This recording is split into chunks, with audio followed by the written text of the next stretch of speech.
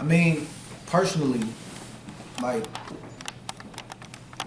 I'm very aware of you know, having my country on my back, you know, especially in this climate. And that means something to me.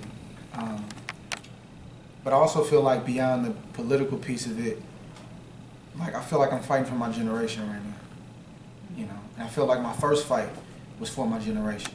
It's for those that feel like they don't get their just due.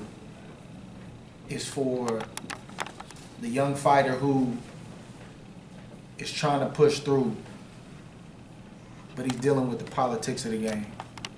He's dealing with the double standards of the game. And he's trying to figure out how to deal with it. So even right now, like, Sergey may be trying to sell this stuff to certain people, but the real ones, they're not buying it. And that's who I'm fighting for. Like, I don't have a problem with somebody feeling like, oh, you lost by a point or two. That's all good, man. It was swing rounds, close fight, whatever. I'm not mad about that. But all the people trying to say it was injustice, and oh my God, you don't deserve it, we fight against that mentality. Because it's that mentality that hinders my generation. Like, I'm managing a young fighter, co-managing a young fighter right now, and people are already asking him about his punching power, or lack of punching power.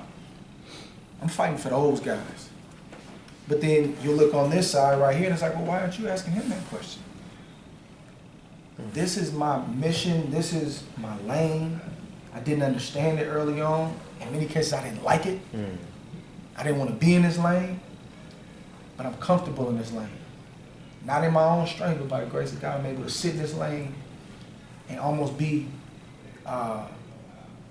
protected and insulated from all the noise because I've been here for so long.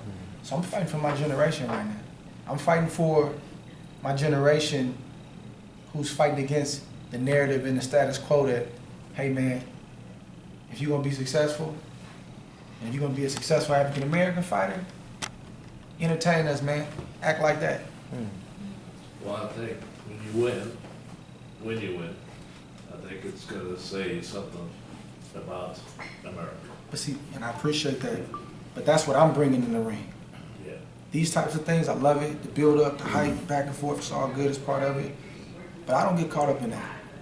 You know, my lane is being understated, maybe being marginalized, maybe being minimized.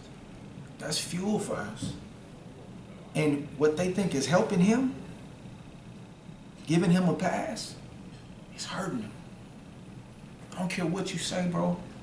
You didn't find what you were supposed to find in that fight. You knocked me down in the second round. Why didn't you finish me?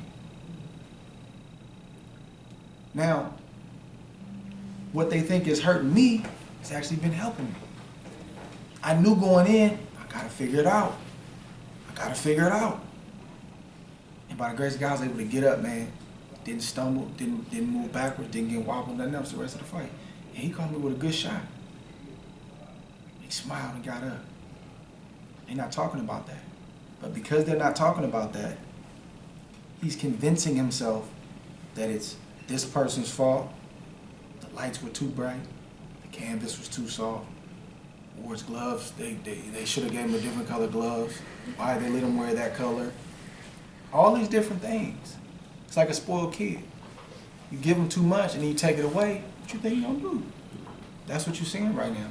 So I don't, bro. You could post until your fingers fall off on social media.